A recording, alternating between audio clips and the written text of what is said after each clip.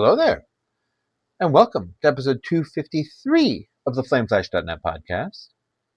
I'm FlameFlash, yours truly, and this week's going to probably be a bit of a shorter episode because thankfully the world, while it is still on fire, isn't as on fire as it has been recently. I'm going to just launch straight into the news to kind of get it out of the way this time around. And the first up is an article that I missed last week.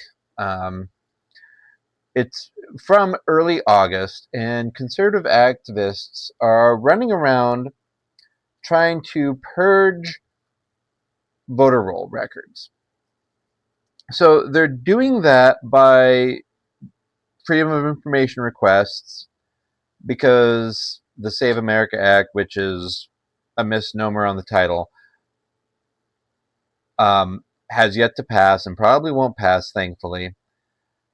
And they run around and go, okay, well, if a juror is disqualified because they're not a citizen, we're going to take this list of disqualified juror records and we're going to then try to run this list against voter records and voter file.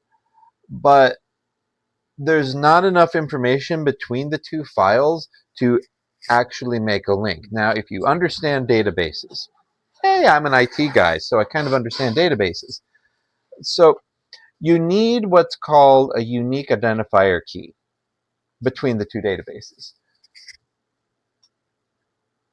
Just the name isn't enough. There are plenty of Bob Smiths in the country, for example, or Alex Jones, or Jessica Jones, or just all of these very generic American names. Mohammed. There are tons of those individuals out there. So you can't just go, oh, Mohammed, Jessica Jones, they are non-citizens, so they can't,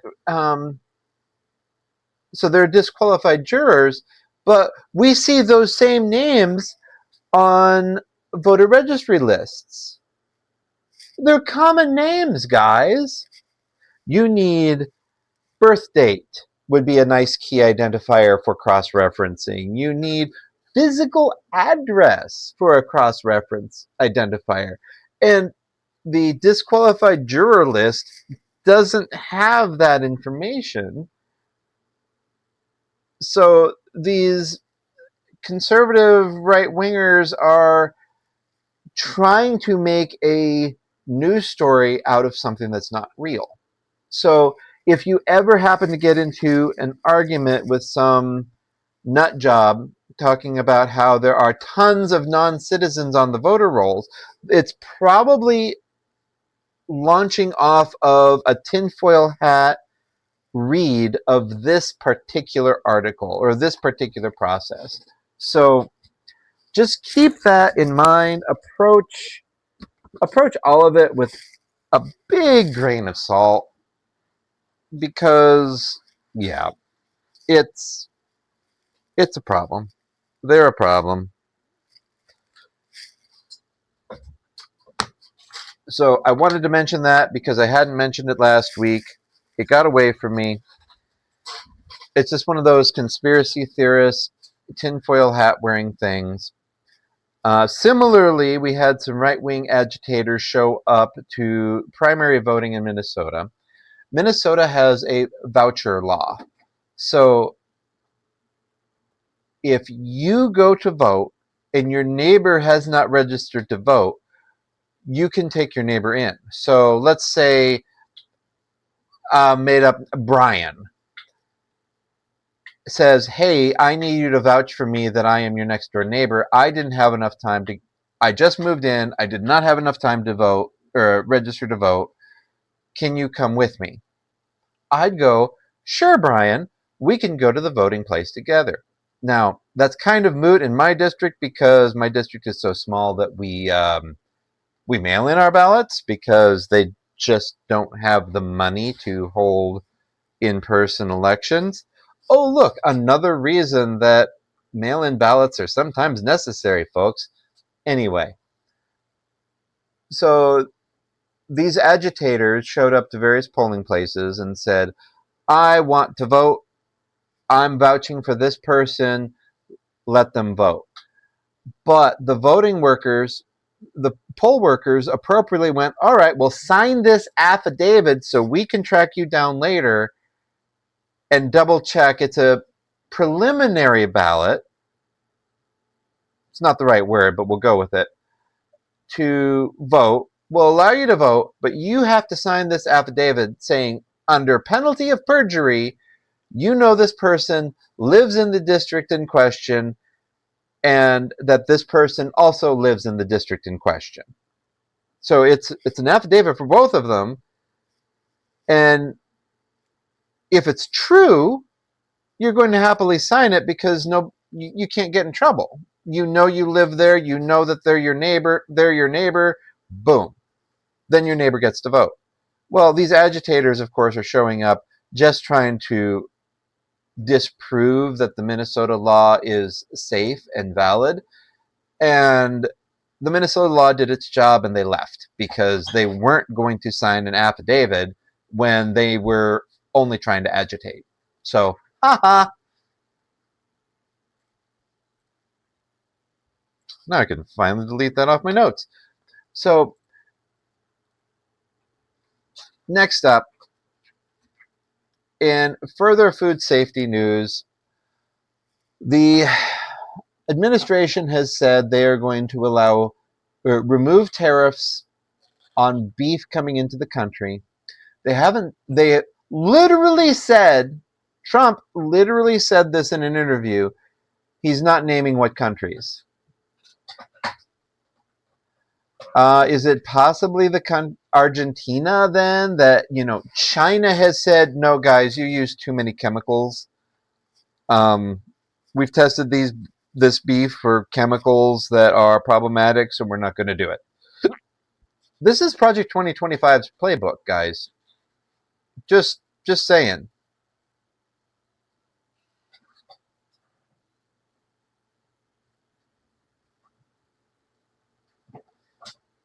Um, Boy, I can't wait to get to that news article. I just saw another pop-up about it.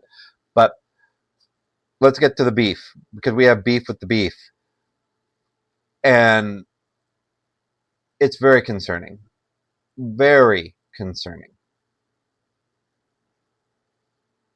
So, Chapter 10 of Project 2025 was literally about creating food insecurity by cutting safety nets, slashing regulations, and restrictions on food production. That's why we are getting so many recalls. That's why we have the diarrhea lettuce and other veggies. That's why we have glass in bread. Seriously, there's glass in bread. Really? Really. Some bread. Most of it's been recalled at this point, but somebody had to suffer ingesting glass in bread for that to show up and go, oh crap, we need to recall this. Or they noticed it somehow, It's a problem. It is a major problem. And the Trump administration, this lands squarely at the feet of the Trump administration. Plain and simple. They can't go back and blame Biden on this because all the food safety regulations were still there under Biden. It just no. Just no. Similarly, Canada and the United States are again in some kind of a trade war. Prices are going to continue to rise. I really, really think and continue to believe that this is the work of a leader who wants his crystal knocked moment. I can declare a national emergency, I can declare martial law, and then suddenly no more elections and chaos unfolds. That's my expectation. It just is. It's disappointing. We haven't hit it yet. We haven't fallen for it yet, but it's out there. It's waiting. It's lurking.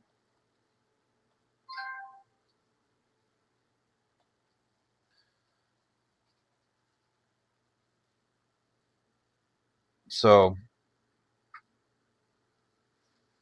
we just need to remain vigilant.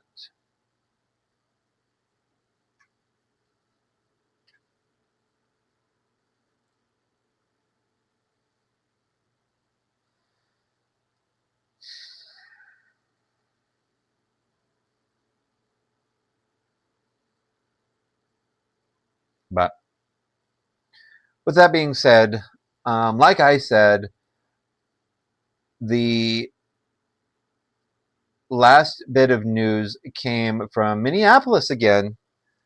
Edward Jacob Lang, better known as Jake Lang, the right-wing social media influencer, got punched by Spider-Man. He is also in jail, Jake Lang, because the police took him in for attempting to start a riot, is what they charged him with. Meanwhile, the individual dressed as Spider-Man is in jail appropriately for assault. I expect jury nullification will be a thing in Minneapolis, however, so I really don't expect that this Spider-Man has to worry too much about the criminal ramifications of what he did. We are at the point of Karl Popper's paradox. So if you're not familiar with it, I've talked about it before. We cannot have a just and fair society if we are tolerant of intolerance. It's a paradox. We must be intolerant of intolerance and tolerant of everything else. I've talked about it before. I don't want to beat that dead horse. But what the Minneapolis Spider-Man did was very much in line with being intolerant of intolerance. And I therefore applaud him.